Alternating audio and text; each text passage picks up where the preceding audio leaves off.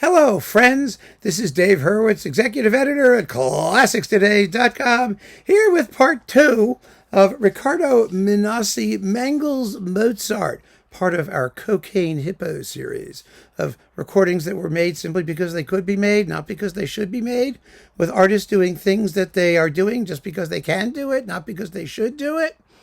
Just a total waste. Well, here we have Symphonies 39, 40, and 41. This actually came out before the first of this little series, numbers 36 and 38, the Linz and the Prague. Well, here we have the Jupiter and the other two, without nicknames. And these are similar to those other performances. That is crude, ill-balanced, ridiculous in terms of tempo.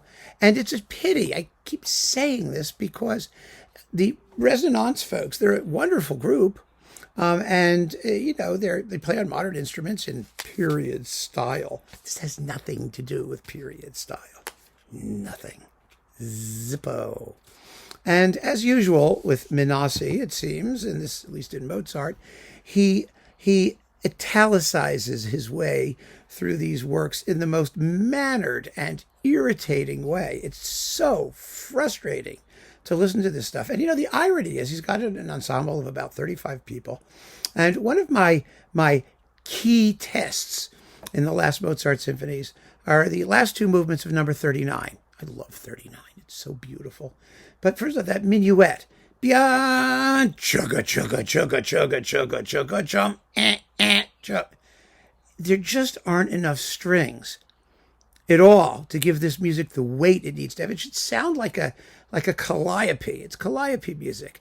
Do do do do do do do. The woodwinds come in with chung chung. It's so marvelous if you give it the necessary weight.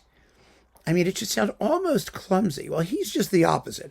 He's just got repeated wind chords, blah blah blah blah blah blah blah blah blah, and then the strings are going, and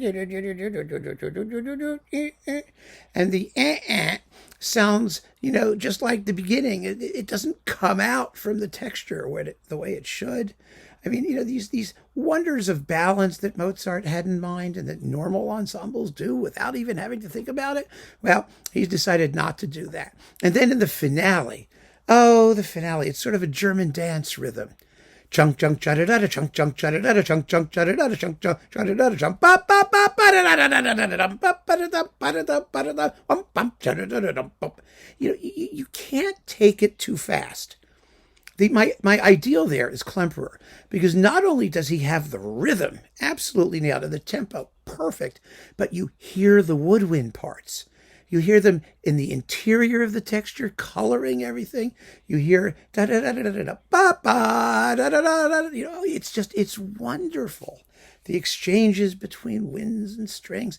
It all goes for nothing in this performance. It really does, because it's all just too damn fast. You don't hear the texture. It's a chun chun chun da da da. If you're doing it,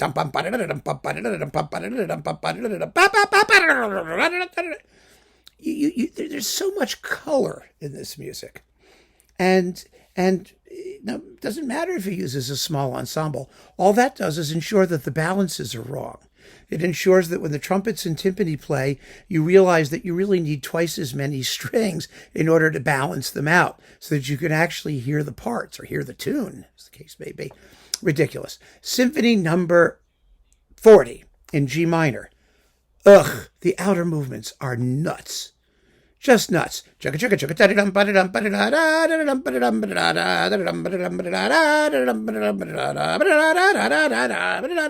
I mean, you're irritated before 15 seconds of it have gone on.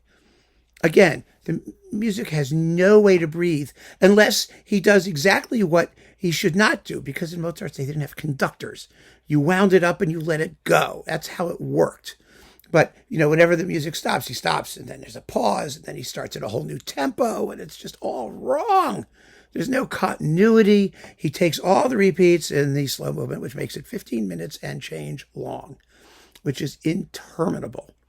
Absolutely interminable, particularly given the frantic scattershot nature of the rest of it. Then we get the Jupiter. Oh, my God.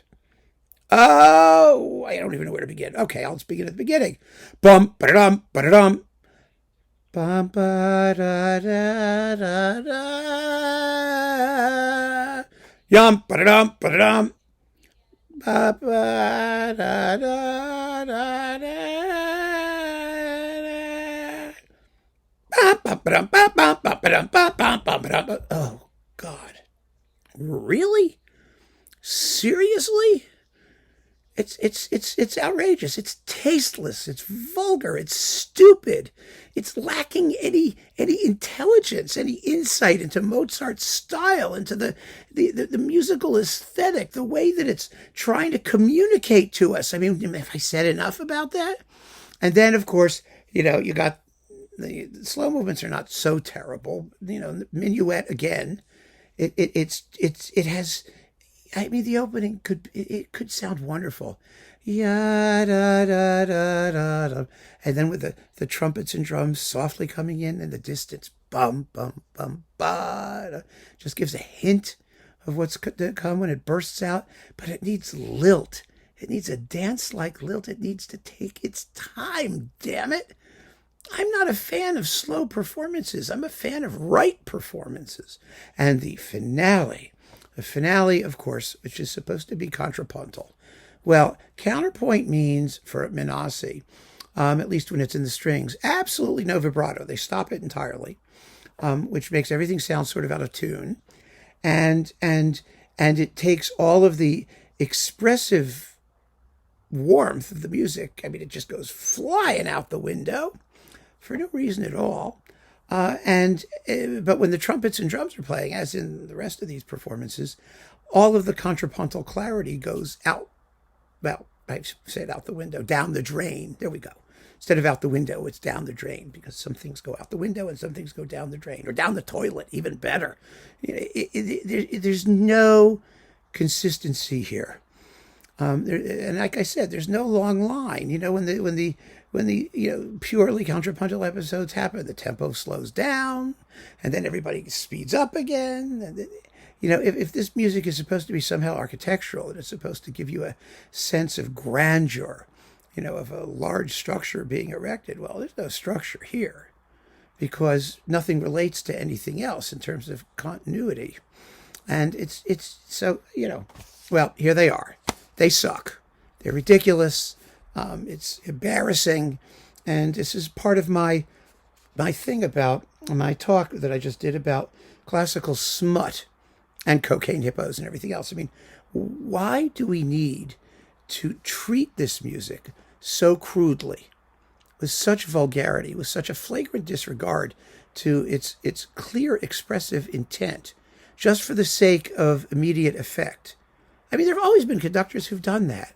But in these performances, because of the period instrument movement, that kind of crudity and barbarism has been elevated to an aesthetic principle all on its own. And it's a modern one.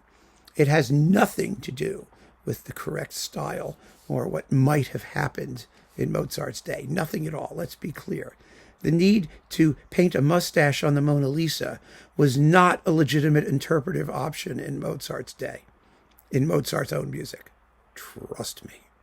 So keep on listening, friends, but not to this. Take care.